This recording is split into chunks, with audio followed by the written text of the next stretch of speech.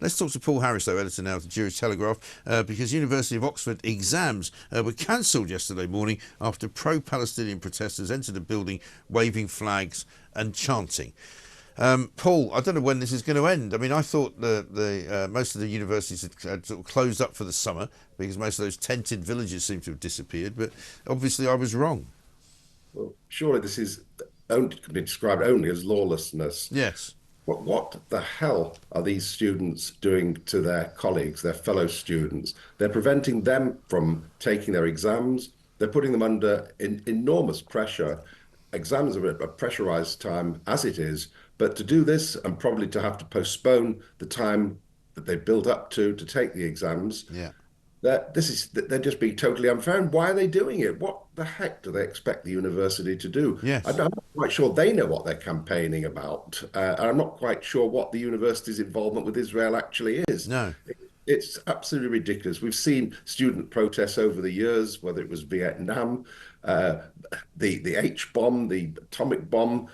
Students will always protest, but this has taken things to a completely new level. And it's not the only place where this has happened. This No. happened in Manchester as well, where students were unable to take exams because their fellow students had occupied the exam hall.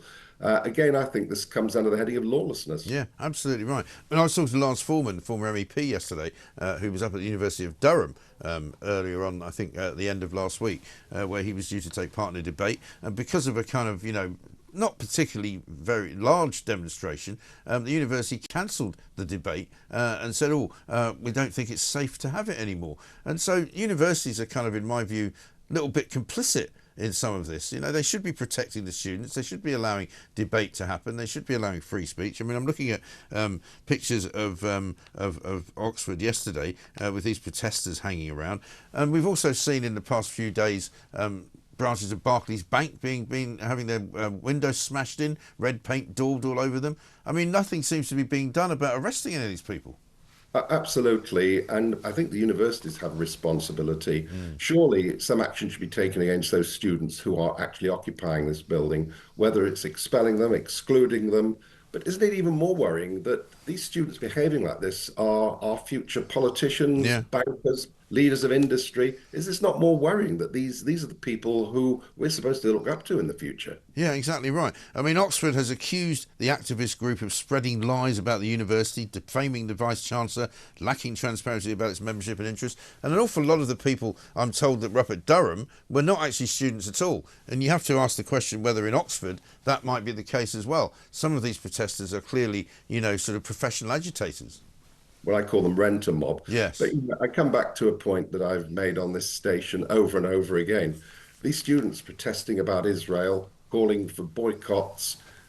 As I've said, I hope they don't use mobile phones because the technology in those was developed in Israel. Yeah. I hope they don't use their laptops or their computers because Intel was developed in Israel. And, I hope when they go home eventually for the summer, they're not going to use Waze in their vehicles because this technology was developed in Israel too. Yes. Well, you'll find probably there's quite a bit of hypocrisy with some of these protesters when it comes to how they live their lives and what they do with their sort of showing their face to the public. Many of them don't, of course, show their face to the public.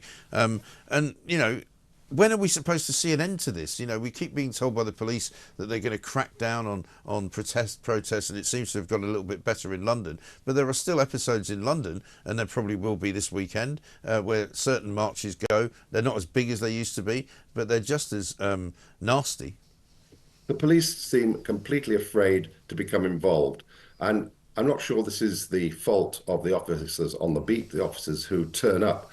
They're not given clear enough guidelines what they can and cannot do.